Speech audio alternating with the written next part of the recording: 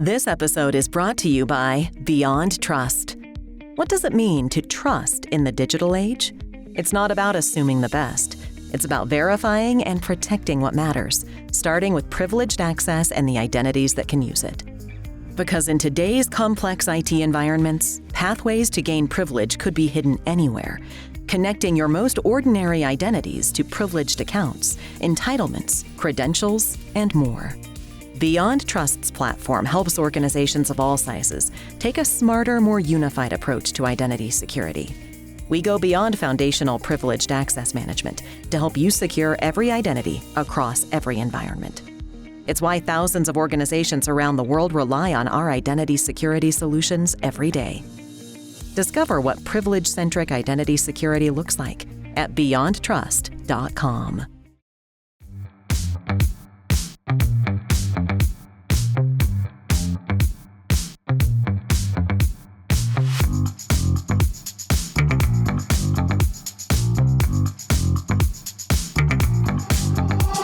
Hi, everyone. Welcome to this episode of the ISACA podcast. I'm Donnie Carpenter, the Principal for Information Security and Professional Practices at ISACA, and I'm joined today with Chris Hills, Chief Security Strategist at Beyond Trust.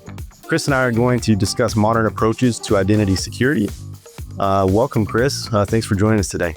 Hey, Don or Donnie? Donnie. There you go. Okay. Well, you never know. So, Donnie, thanks for having me. Really excited. Was super excited when we started talking about this, and I'm just excited to just be able to talk about it. Maybe bring some things up that customers or listeners, I guess I should say, maybe not be aware of what's going on in the industry, in the world of privilege, identity, cybersecurity as a whole. And so I'm excited. Yeah, it's a great point, Chris. And we've kind of seen over the last year or two with the emergence of more AI and more automated systems and everything, what traditionally was like a must-do in information security with identity has now become at the forefront, of security and protecting those digital assets that companies and organizations have. Along those lines, what should listeners think about when they hear the term privileged access management or identity security? That's a great question. I think as a vendor in this space, we don't make it easy for customers, right? Or practitioners. I think there's so much marketing propaganda and so much confusion in the market. The biggest challenge that I've been in this space now, working solely with privileged access management since 2011. As you can imagine, I've seen the evolution from legacy to what I'll say current day to now modern PAM and how everything has evolved. And one of the common themes that comes up time and time again is that everybody's definition varies. I could go into an audience of 5 people or 100 people and ask them what privileged access management means to them. And they'll have a different definition. Everybody has a different definition. And so I think that's been probably part of the biggest challenges. And now we've kind of modernized into this world of AI, non-human identities. And there's, once again, you can't go to a trade show. You can't listen to anything. Everybody's talking about it. What does it mean? Everybody's adopting the terminology. And so it's funny, we laugh about it. And it's like, well, when you talk about AI, are you using AI? Are you providing guardrails for AI? Are you helping me protect AI? Yeah. You just have AI on a billboard now, and it's like, well, what are you doing with AI? AI does so many different things, and it's funny. We laugh about it all the time because some customers or even potential customers or audiences will sit there. They're timing. They're waiting for the presenter to say the A word. But look, at the end of the day, I think we need to break down the persona of, what privileged access management is. And at the end of the day, it focuses primarily around the privileges. Identities aside, it's the privileges that are associated with any type of identity, whether that's human, whether that's non-human, or whether that's even now the age of agent-based AI or agentic AI. In order for something to operate or to do a task or to have access in order to pull data, again, Doesn't matter what type of identity it is, there is always a privilege that is associated with it. And as a privilege access management vendor, that's what we focus on, is how do we protect those privileges regardless of the identity type. And it's funny because our CTO, Mark Mayfray, says this beautifully. When you talk about breaches and you talk about how breaches occur day in and day out, name a breach that does not involve some form of identity that has some form of privilege associated with it. Again, doesn't matter what the identity is, how the threat actor is getting in. They are compromising the privilege that is associated with the identity. And it isn't identity itself that poses the risk. It truly is about the privileges that are tied to that identity. Yeah, good points, Chris. And kind of shifting strategy, into that privilege-centric approach for your identities. What would that look like in practice for a practitioner beyond the traditional, privilege access management capabilities? No, it's a great question. And I think traditionally, one of the biggest blankets definitions that people have, and it's a persona. People typically go back to the days of vaulting, right? Privilege access management is simply credential vaulting and password rotations and whatnot. And I always try to at least educate audiences because I do a lot of public speaking.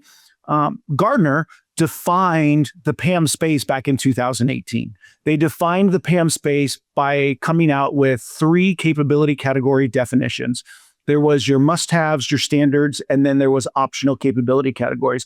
We've even seen that evolve. In 2024, they added ITDR to that, which is more of that, what I'll say is a visibility layer in the PAM space. And now when you look at more of the modern PAM aspect of it, you look at agentic AI, you look at NHI, we've actually seen these capability categories, and Gartner starting to advocate for it more. It's no longer standard or must-have or optional. It is must-have across the board if you want to have a fighting chance against how threat actors are essentially compromising, companies, organizations, businesses, and they're doing it in the path of least resistance.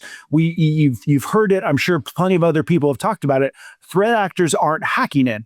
They're logging in. Yes, there's still 0-day vulnerabilities. Yes, there's still, the ability to compromise software. But why would a threat actor waste the time, the effort, and the energy, especially with AI at their fingertips, to come up with a vulnerability exploit when passwords and credentials and things are so prevalent on the black market today, and people reuse the exact same password? We do it. I'm guilty of it because we have so many to manage. We don't even realize, especially in a corporate infrastructure, that we do it. I tease people all the time. How many of you, have a smartphone? Every single app on that smartphone has some form of identity and some form of password. Whether you have to type it in or not, it still exists. And when you share those passwords across the different environments, whether it's your home, your personal, your corporate, Instagram, social media, Facebook, LinkedIn, X, you name it, before you know it, there's so many to manage. Well, where do we go? We don't want to have to click on reset password every time we log in, whether it's our bank or anything else. So what do? We put in a password that's easy to remember. When we're forced to change it, we add a 1, we add a bang, we add an @ and we just keep doing that.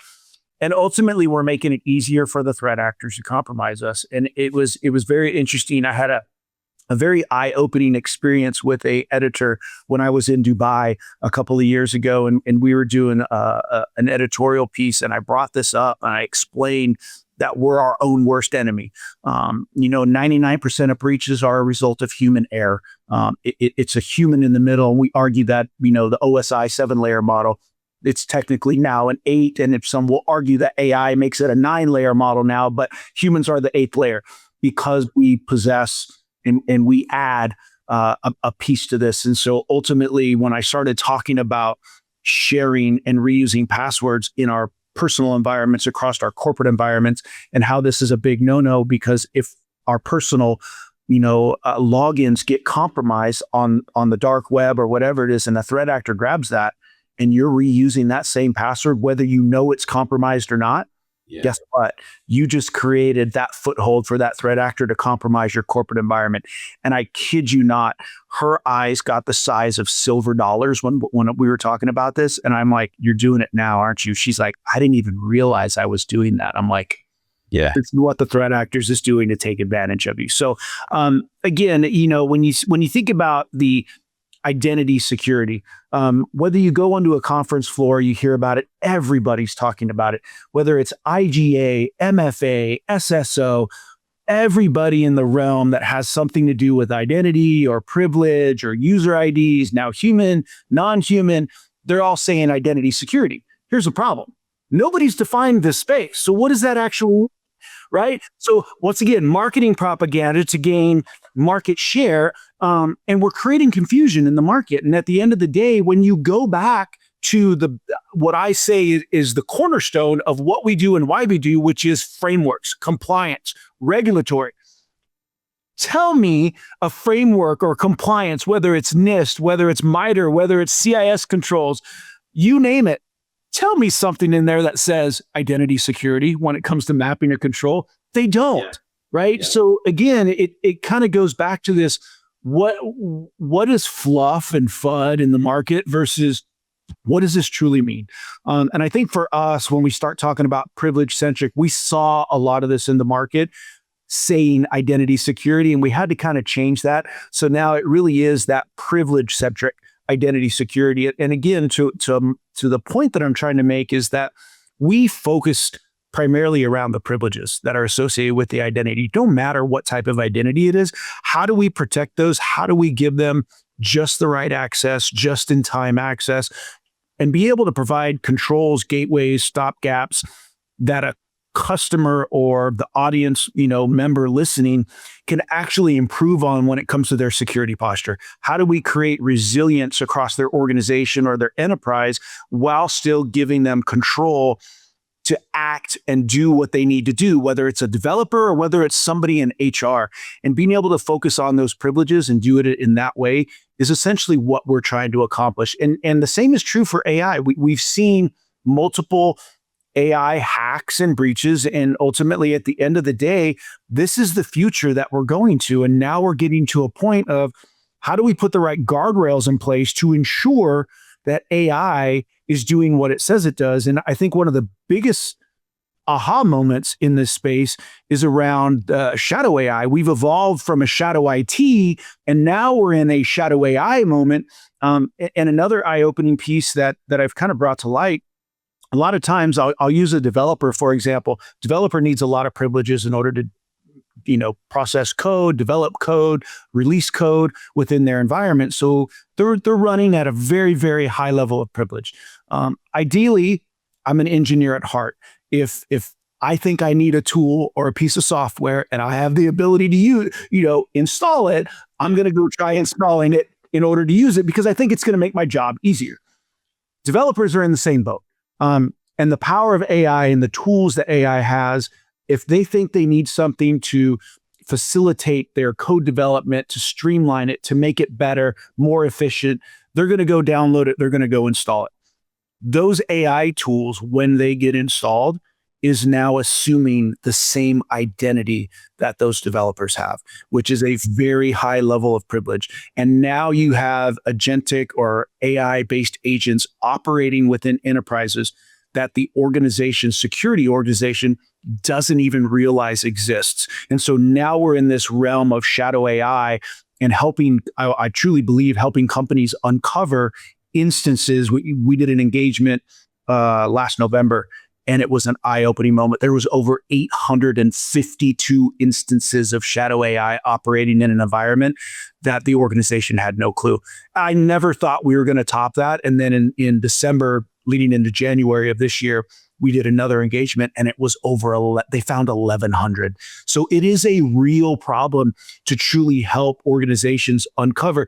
And it kind of goes back, I'll relate this back to a great example, not AI related, but more so migration tools. A lot of organizations have embarked on some form of digital transformation, migrating data from an on-prem instance into a cloud instance or a SaaS instance to make it easier to access, more resilient, right? Remote workers, we've all seen that. A prime example would be an O365 migration. The tools that are used to do that, once again, you download a tool, you install a tool. Maybe there's a service principal registration. It needs privileges in order to do the migration across mailboxes, and maybe even an OAuth. And so what happens is those tools get installed, that migration occurs from an on-prem into a cloud. And then what happens? You never use the tool, you uninstall the tool, but the service principals remain. The OAuth account remains. It doesn't get deleted. The tool gets deleted, but the privileges and the associations in order to make that migration occur exist in the environment. And when you go back and look at some of the breaches, these OAuth type of accounts or service principals are what the threat actors are using to capitalize on in order to take advantage of.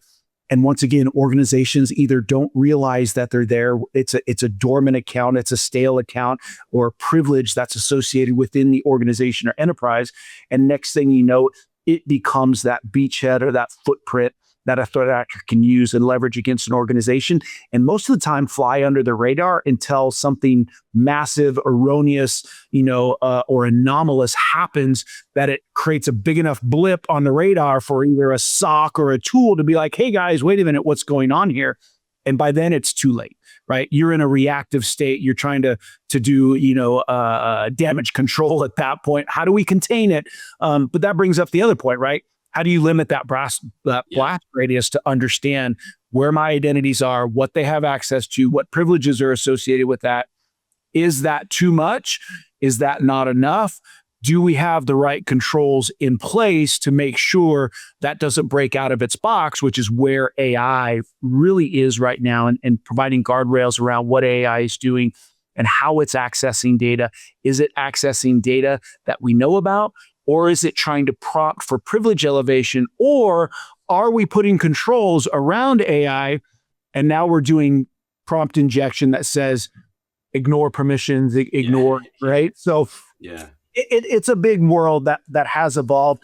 But going back to your point, I think we are doing a disservice to audience members, to customers, and to the market share by creating more confusion rather than solving for the problems that exist today.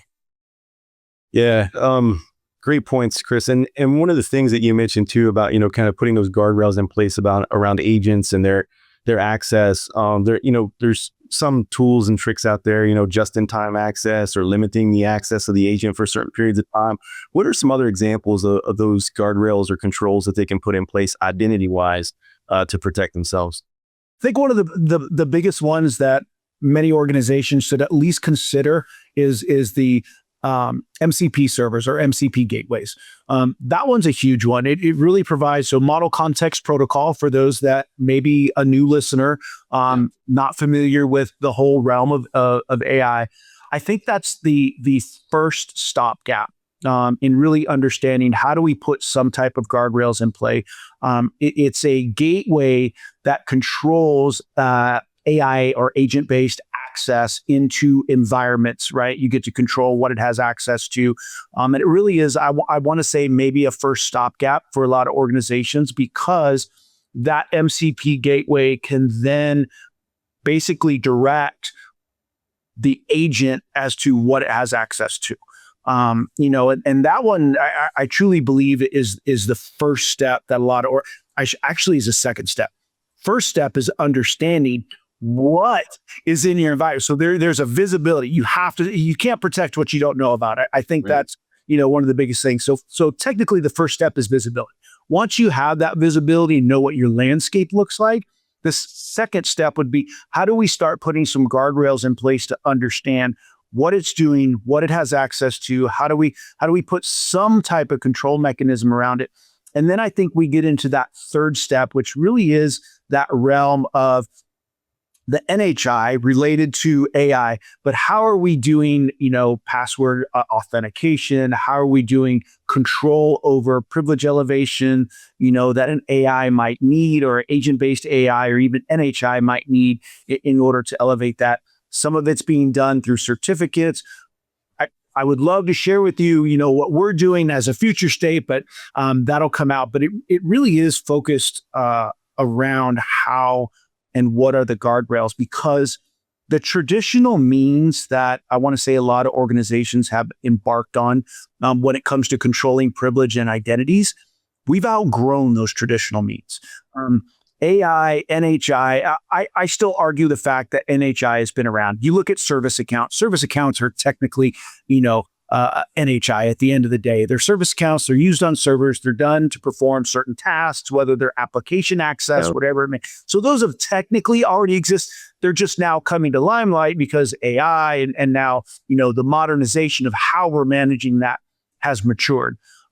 But traditional PAM has outgrown the confines of what we're used to. So, and I think that's why you've kind of seen a lot of our competitors, us, and a lot of people step outside of that traditional means of privileged access management. We've seen the modernization into identity security, and now we're seeing the next step in this modernization of, for us, it's privilege-centric identity security, which involves the human layer, the non-human layer, and the agent-based layer. Yeah. Without getting into the details you can't share with us, obviously.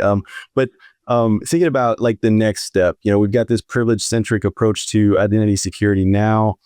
We've got post-quantum coming up in some cases sooner than expected. Yes. How do you see, what's the next step, right? Or what's the next iteration of concern out there when we talk about privilege and identity security? It's interesting because I always go back to, I'm very open with it. I always tell people you can fact check me. I always go with like, what does the market dictate? And I think the analyst reports, whether it's IBM, whether it's Verizon data breach, all of them have, you can't argue the statistics at the end of the day. Maybe some of the numbers in the statistics, you can argue it depending on when it was taken. But at the end of the day, when you start looking at how threat actors are compromising organizations, you can't argue that, whether it's the top 5, the top 10, how much cost is associated with that when they do breach, how long it's taken to identify and then contain the breach. We've kind of seen that. I'm hoping AI will essentially help organizations bring that dwell time down. The current dwell time is 241 days to identify and contain a breach. Yeah, that's the real stat. Anybody that wants to fact check me, IBM cost of a data breach report. When you start peeling the layers of the onion back, the malicious insider, whether it's geopolitically fueled or not, it's in there. Now you have somebody who's operating with privileges that are already assigned to them doing malicious intent.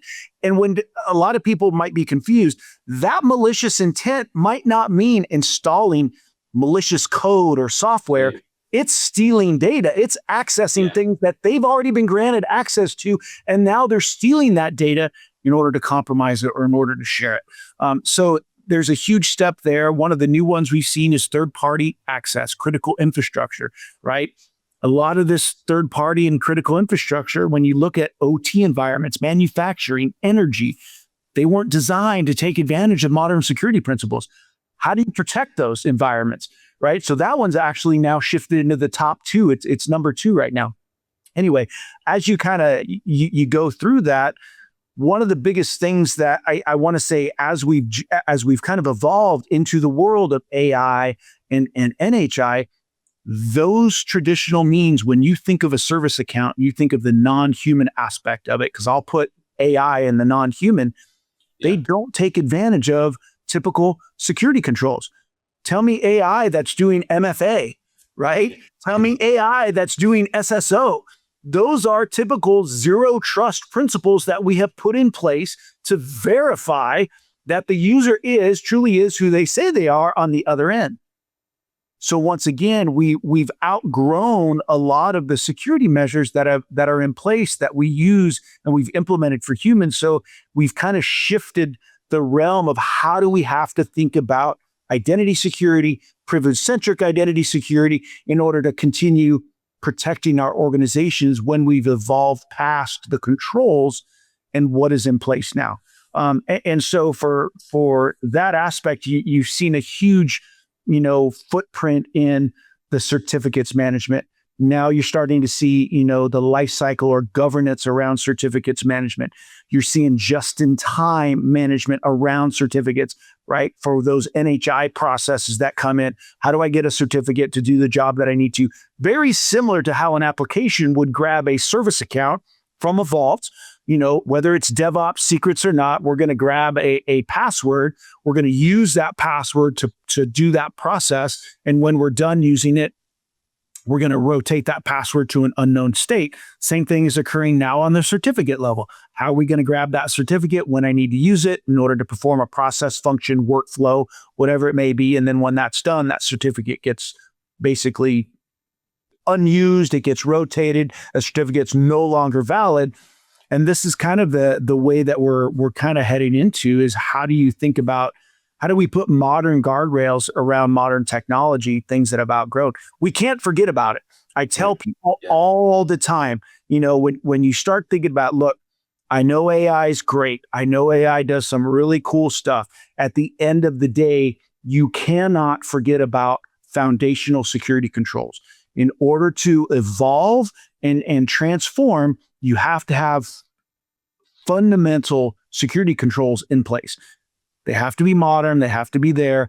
But in order to grow, you can't even think about adopting modern security controls if you don't have a foundation to build on. And then while you're doing that, guess what? Don't get caught by the shiny new object by calling AI, because quantum, as much as people don't want to, either accept it, I don't have to worry about that. Maybe you don't have to worry about the quantum computing piece, but you have to be quantum ready. You have to have the encryptions ready. You have to be ready to take advantage. And what's funny is we were talking about this a year ago. We were talking about the quantum boom. We were talking about the encryption. We were talking about the whole NIST piece, how they came up with they actually opened it up, 16 new encryptions, that came up. They picked 4. And then AI entered the chat and said, hold my beer, I'm going to take the front seat here. Everybody stopped talking about it. And it's like, hey, guys, you still have to worry about quantum in products, everything that is occurring in order to be ready to take on the future.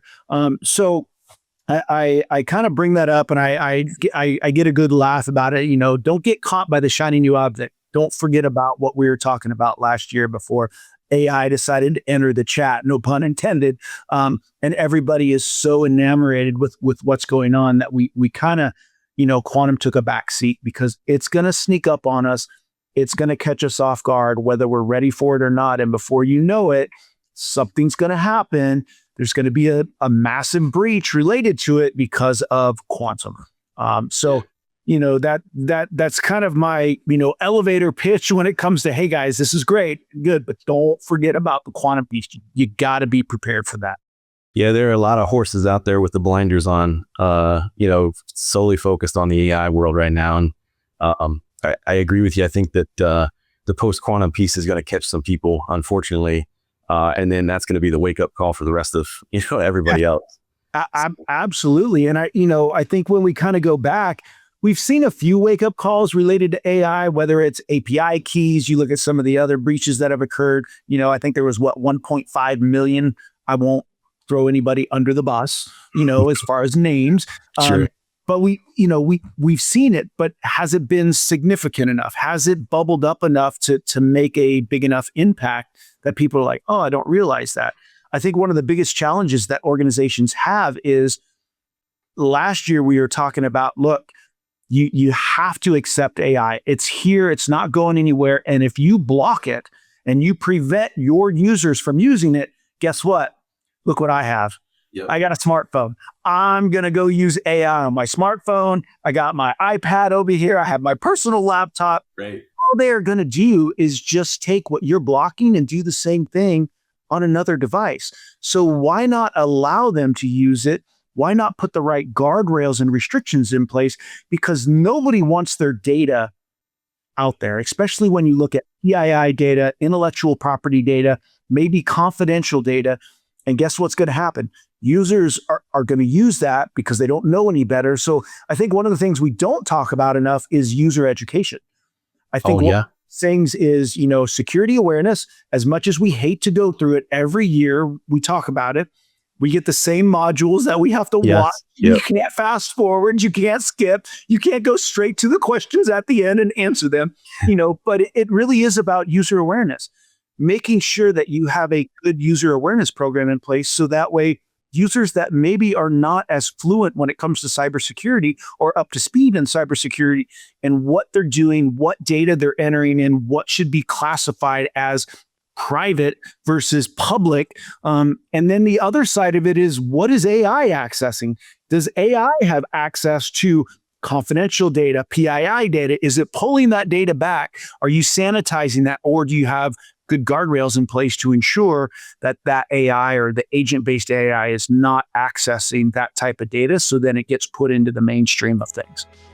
Yeah, Chris, what a great conversation today. I don't think we have another time for one more question, but I really enjoyed talking with you today. For those listening out there, please check out the ISACA website for this podcast and others that we have out there, and resources and tools to help you along your journey. Thank you. Awesome. Thanks, Donnie.